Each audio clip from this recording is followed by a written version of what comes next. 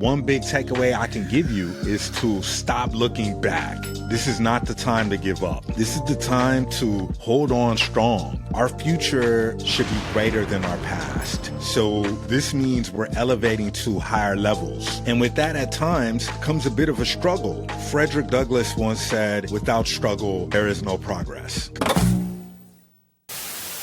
Good morning to you, good day to you, good evening to you. Whatever time of day that you are watching this, I wish you the absolute best. My name is Freed. Welcome to The Art of Being Freed. This is a show that focuses on growth, mindset, development for creators and creatives. Today, we are going to talk about 3 things to consider before you quit. The first thing that you want to do is to be grateful. Consider and take inventory of everything that you have that you can be grateful for. No matter what, there is always something that you could be grateful for. Don't let little moments turn into mountains. It could be something that someone said, or maybe you feel like you're not catching any breaks. If you lean into what's not working and you stay there, it's very likely that you're going to stay in that space of what isn't working. Instead, I'm going to challenge you to focus on what's going good in your life. All the good that's happened or is happening or what can happen.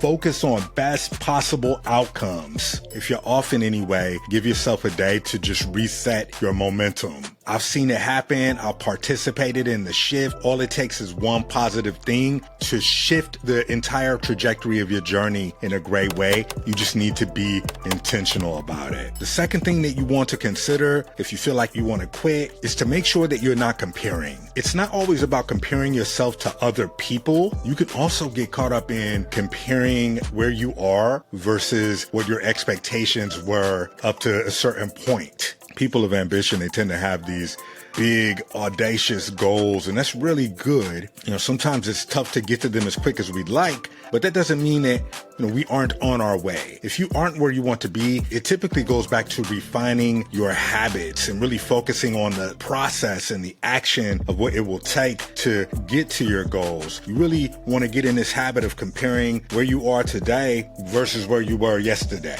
That is how you get closer to where you want to be versus comparing yourself to where you are today versus where you thought you would be, because you're not respecting the process when you get to that point. At that point, you're looking more at the outcome and you're getting wrapped up in something that hasn't happened yet. And that's where anxiety begins to set in, because you're focused on the future versus focusing on the process and where you should be putting your energy into, which is the action that it takes to get to where you need to be. There are always going to be peaks and valleys, but you can fight through it. Just stay active.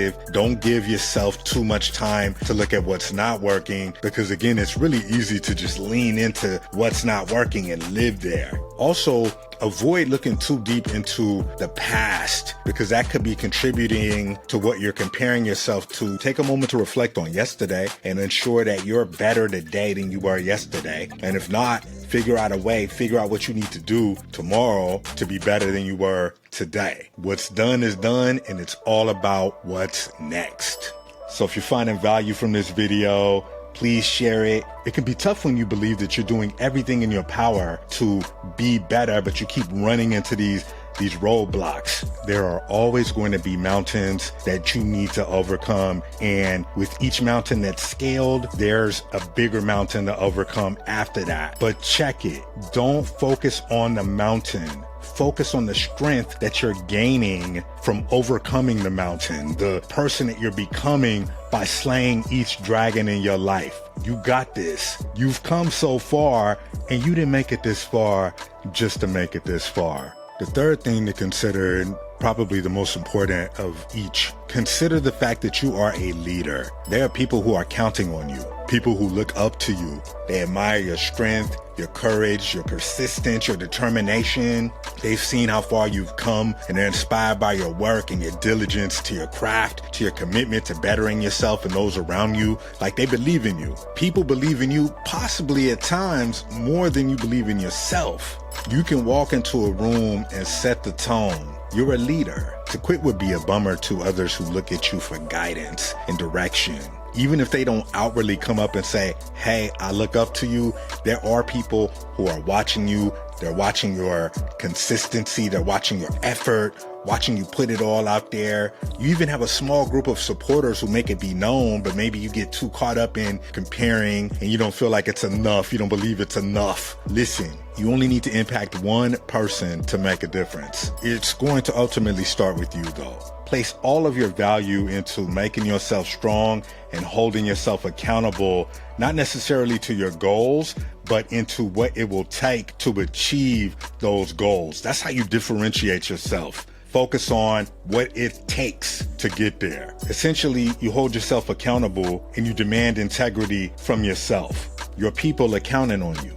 It's easy to do nothing, and most people do what's easy, but you're not most people. You always go for the extraordinary, so I will encourage you to continue to do so. Avoid quitting, avoid giving up. On the other side of this fear, on the other side of what's difficult, that's your growth. That's the person that you're becoming.